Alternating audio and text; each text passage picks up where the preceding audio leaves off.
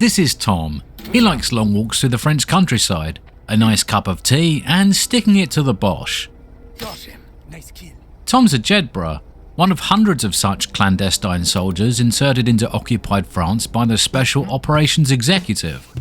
Hi, I'm Calivan, and today we're going to take a proper look at Classified France 44, a turn-based tactics game that features a nice mix of stealth and direct action. A year or so back, I made a quick video on the demo version of this game, but now that it's seen a full release, I think it's time to do a bit of a deeper dive. I was quite impressed by the demo, and I'm very glad to say that the full game has not let me down. Published by Team 17 and developed by Absolutely Games, Classified France 44 launched back in May of last year and received decent reviews but very little fanfare. I think this is a little bit of a shame, as it's a solid turn-based tactics game that has some interesting mechanics and a thoroughly enjoyable campaign. The game opens with your 3-man team parachuting into occupied France, and the 2 tutorial missions cover regrouping after the drop and then meeting up with your local resistance contact. Now that you've got a rough idea how to play the game, your next 2 missions allow you to pick up a couple of extra team members. You can't bring more than 4 onto any mission, but they do sometimes require rest and healing, and there are other tasks they can perform, so you'll find yourself frequently rotating between them. Later in the game you'll be able to pick up another 2. The missions that grant you an extra agent are always presented in pairs and you may only complete one of them, so out of the 12 possible agents you'll only end up with 8 in your team on any one playthrough. The missions themselves come in 3 possible flavours: stealth, ambush and assault. They are clearly defined before you enter, so you always know what you're getting into and can bring in the team that you feel is generally best suited for the job. The stealth missions sometimes descend into a bit of a fight, but generally they can all be completed without firing a shot. This separates them from the other types of missions, and as such they require a different approach. Stealth generally works as follows. Each enemy soldier has a relatively large cone in front of them. As long as you stay out of that cone, you're free to sneak around and work on your objectives. This cone is affected by line of sight, and therefore low walls, bushes and other bits of cover provide some protection. Most enemy units will either be standing still and looking around, or be following some sort of set patrol route. The game provides some small arrows that indicate the direction of travel or rotation for each enemy soldier, so you'll get some idea of what they're going to do on the next turn. This doesn't always tell you the full picture, but generally it gives you a good idea on what to expect. These soldiers also have ears, and making noise near one will make him immediately turn to face you. If you're not behind cover, you'll be immediately spotted and combat will start. If you're not visible to that soldier, on his next turn he'll move towards the location of the noise and investigate, a tactic that can be used to lure units out of buildings or similar. If you are able to sneak up behind a lone soldier that is out of earshot of his comrades, then you can use your knife to make a stealth kill. Most enemies are vulnerable to this, and it always succeeds without requiring a dice roll. Some of the tougher enemies are immune to this method of attack, but you can easily tell the ones that are and the ones that aren't. This does make a little bit of noise, but as long as that soldier's on his own then it's mostly okay. Stealthy stabbings aren't the only noise makers, and breaking windows, cutting wire fences and planting explosives will all cause the close and curious to investigate further. Again, this is something that you can use to your advantage. Many of the guards are mutually supportive, and making a little bit of noise to lure the tough guard away so you can dispatch the regular one is a solid and very useful tactic. These stealth missions usually play out a bit like a puzzle. Some have turn constraints, but many allow you to take your time and carefully plan your route and method of approach. I would say that this style of play represents only about a quarter of the missions, but the execution is pretty good and the objectives and the maps are interesting enough that it presents a pleasant change of pace from the other types of play without becoming boring or repetitive. It's also something that your choice of soldiers, equipment and skills will have some influence on. The scout class can chuck a rock to distract a guard for a turn, and some of the others can obtain the ability to make silent stealth kills or quietly break windows and cut wire. I also noticed that the explosive charge can serve as an impromptu noisemaker, as nearby guards will hear it when it's chucked down. They'll become alert when they see it or when it explodes 2 turns later, but if carefully placed it can take them that amount of time to reach it, and sometimes an extra couple of turns is all the time you need to complete your objectives. You're not punished if the guards do become alert other than with bullets, But if that happens right near the end of the mission, then it's pretty easy to reach the extraction area and make your escape before you take any real damage. The next type of mission, which is probably the most common of the three, is called ambush. These encounters start off exactly like stealth missions, but after a predetermined number of silent kills, generally between 4 and 8, the enemy becomes alerted and a regular battle unfolds. When you make that final silent kill, you're launched into a special ambush turn where all of your action points are reset and all of your soldiers are given a 25% accuracy bonus. The skill here is to pick off a few guards to open up some good positions and then use your ambush turn for a really devastating attack that puts your enemy on the back foot. The setup here is vital, as these missions often have quite a lot of enemies, and locating and creeping your way towards a very defensible position is very much the difference between disaster and victory. It is actually possible to complete some of these without raising the alarm, but many will have a mechanic that ensures the enemy are alerted, such as the detonation of the explosive charges you placed against a supply dump. The final mission type is Assault. There's no stealth here, and instead you're immediately launched into combat. Most of these missions are defensive in nature, so you will have to hold a position against several waves of enemies or for a certain number of turns. The challenge from this comes from careful use of your soldiers and their abilities. Simply shooting isn't enough, and you must use everything at your disposal to kill your opponents before you are overwhelmed. The very basics of the combat system are quite easy to understand. Each of your soldiers has a number of action points, 12 by default. It costs 1 to move a square or 2 to move diagonally, and between 1 and 6 to use a weapon. Making an attack automatically consumes any action points remaining, so you can move and then fire, but not fire and then move. Hip shots only cost a single action point, but they're only available if your soldier is equipped with a submachine gun or a shotgun, or if they're using their backup pistol. Rifles and machine guns must use aimed shot for 6 action points, but you also have the option to throw a grenade, use your knife, or enter Overwatch for just 3. These are just the very default mechanics, and depending on the skills you pick, extra options open up to you. Some of these give you more action points or reduce the action points required to attack, and some special ones allow you to do something after an attack if a certain condition is met.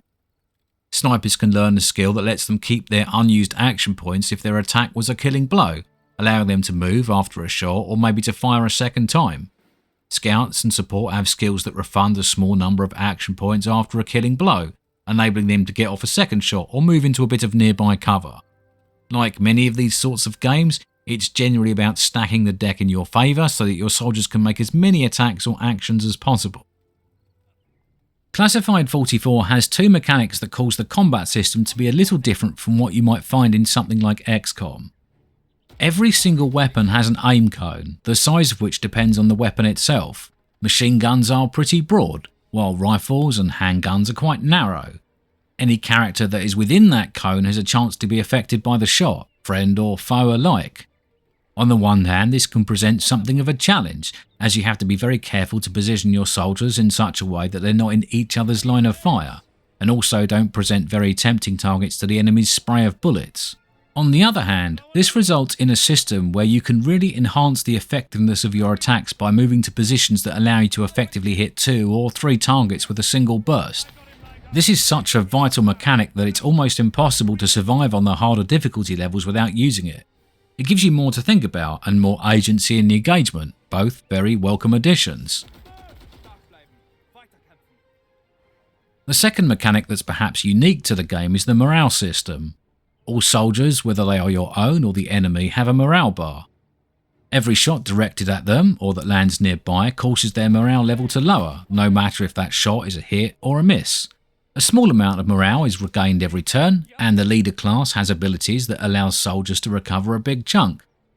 If a soldier is reduced to 50% of their maximum morale, they are considered suppressed, losing half their action points and some of their accuracy on their following turn. If they are reduced to 0 morale, they are considered broken and will essentially lose their next turn while they cower in fear. This is a great solution to long streaks of bad luck, as you can essentially disable an enemy through weight of fire. This is far better than watching a string of 95% shots all miss the last remaining enemy, who then proceeds to incapacitate one of your team in a single volley. The nice thing about new mechanics is they open up a whole line of new interactions.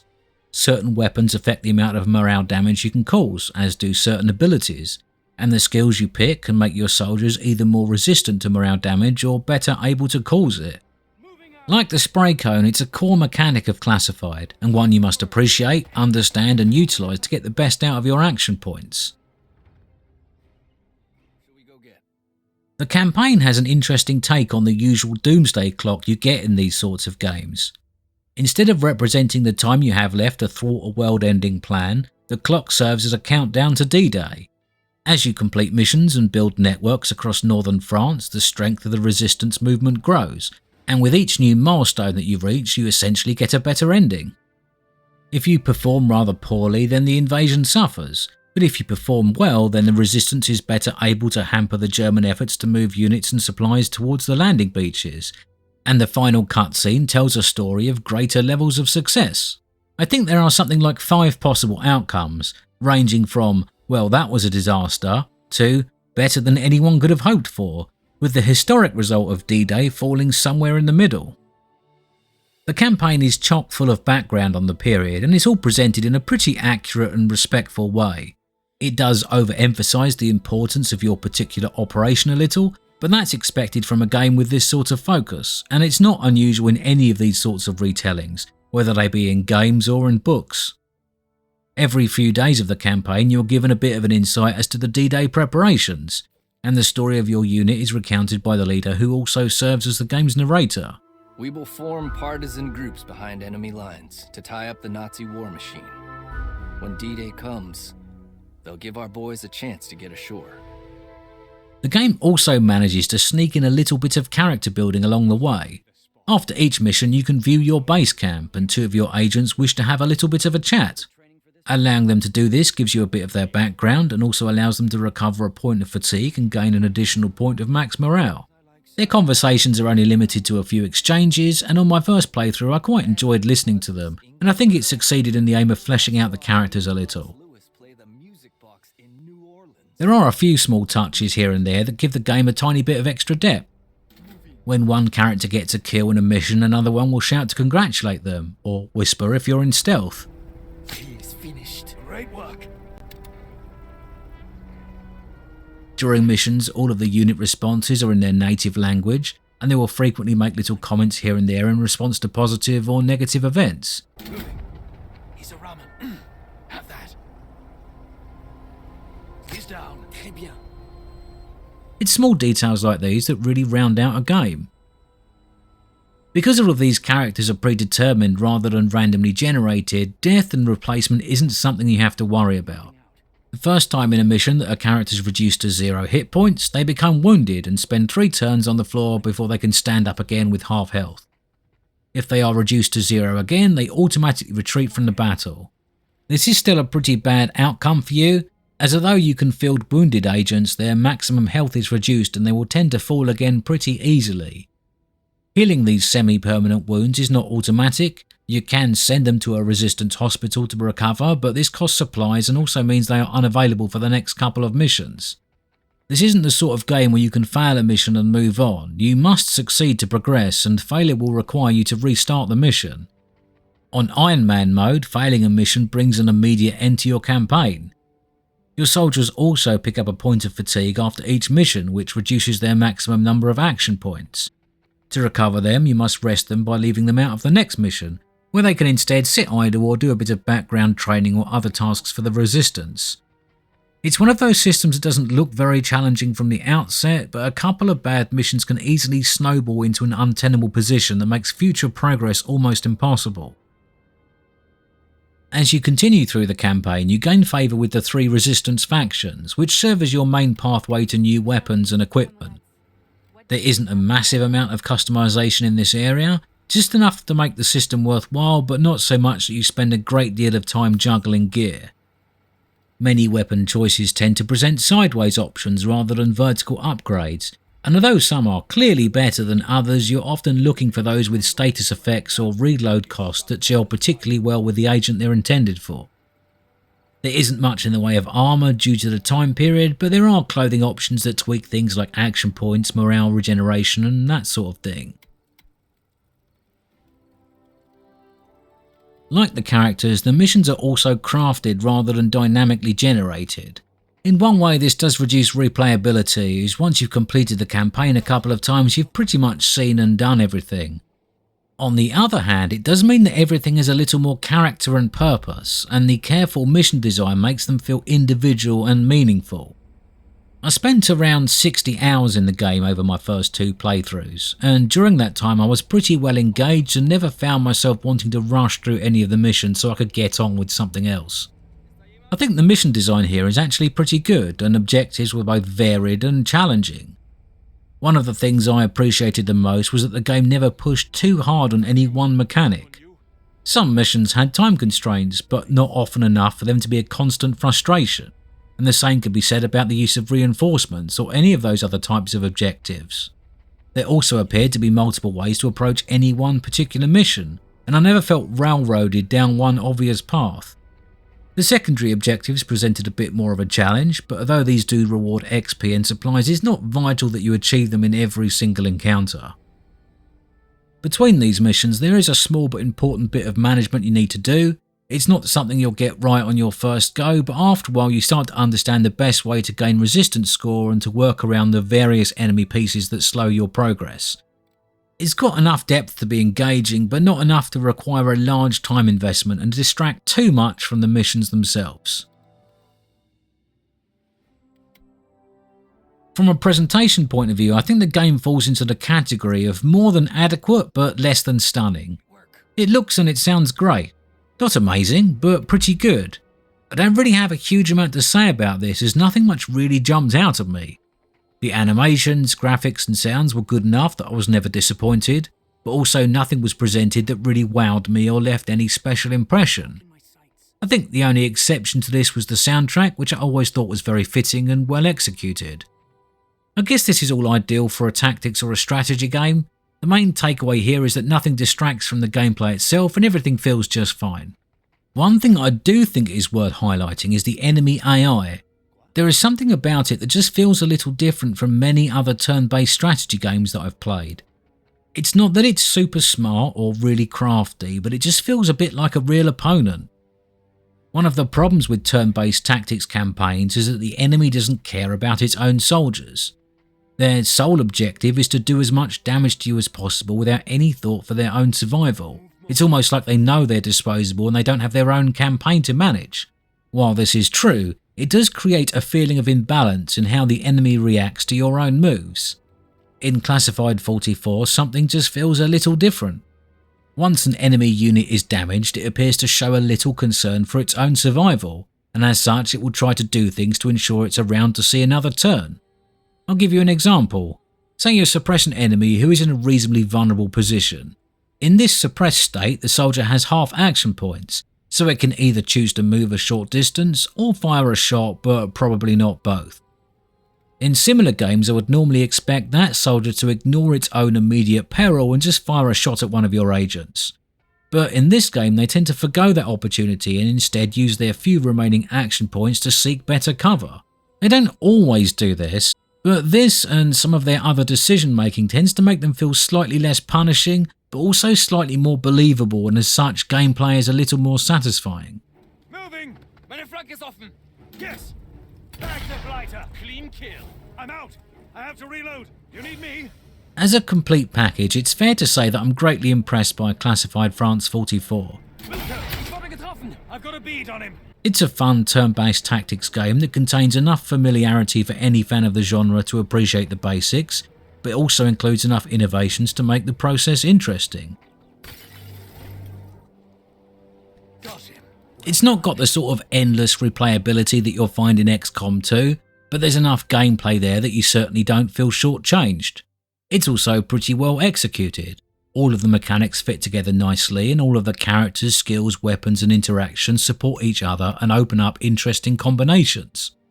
There's also a nice little bit of story to keep you interested, and it manages to represent the setting in such a way that feels honest and down to earth while still remaining fun and not overly serious. It's respectful to the period without becoming preachy or neglecting the importance of good gameplay, and as such I don't think you need to be a Second World War enthusiast to enjoy it. So, who are we going to invite to our party? It does have a few problems. While it does include a mission maker, it doesn't have full workshop support, something that really limits replayability and customization. I did run into a couple of minor bugs involving pathfinding and the bypassing of detection areas, but because movement uses action points instead of fixed move points, I was always able to work around this by just manually moving one tile at a time on the odd occasion that it did affect me. The only really problematic bug I ran into was an odd situation where one of my agents just couldn't act. This happened twice during my first campaign run. It didn't really cause me an issue as I just reloaded from an autosave of the turn before, but I don't think I would want to try Iron Man mode until I knew how to avoid this. I did also run into a save state issue. I was in a complex situation where my opponent wasn't quite aware of me, but upon loading it did cause a bit of unexpected behaviour. This only happened once and I could never replicate it, but it did happen. There are other limitations, but I think they are mostly aspects of design choice rather than what I would consider direct problems. The lack of dynamic team members and missions does limit replayability somewhat. As we mentioned, there are upsides to this, but it's not the sort of game that you're going to spend hundreds upon hundreds of hours in. You also cannot take more than 4 agents into any one mission. You do occasionally get a 5th ally that joins you, but the game is built around the inclusion of 4, so if you're expecting anything else then you will be disappointed. The length of the campaign is also pretty fixed, so you will be completing something in the region of 25 missions during a playthrough. There is no long form or endless mode or anything like that, and all of the upgrade skills and equipment progression is balanced around that sort of duration. It's also probably worth noting that it's a single player experience and it's got no co-op or anything fancy like that. There's one additional thing I'd like to address, and that's the difficulty curve. I've seen complaints about this in some of the Steam reviews and I think it's worth expanding on a little. On your first playthrough, the game can feel a little tricky. Partly this is due to balancing. Your soldiers don't require weeks of recovery time from a tiny scratch and there's no risk of them dying outright, so the game can afford to make missions a little more punishing. The other part of this is you need to understand the game's mechanics and recognise they exist for a reason. As we said earlier, you need to use them to succeed. The spray cone and the morale system are way more than additional flavour, but integral parts of the game, and if you ignore them and play it like it's an XCOM clone then you'll really struggle. It's by no means flawless, but Classified France 44 is a really decent game that I would recommend to any fan of the genre. It's not going to replace your go-to turn-based tactics game, but it's well made, enjoyable and interesting. It's one of the better examples of this sort of thing that I've played over the last few years, and although XCOM 2 will always be my bread and butter, I've had a lot of fun with Classified France 44, and I'll certainly be returning to it in the future. Boche down. He's down. Bien. Superbe!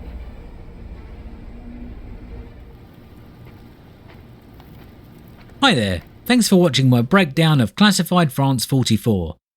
If you enjoyed this video, then please click the like button, and if you've already played Classified 44, let me know how you got on in a comment or on the Discord. And as usual, if you want more of this sort of thing, then subscribe to my channel and I hope to see you back soon.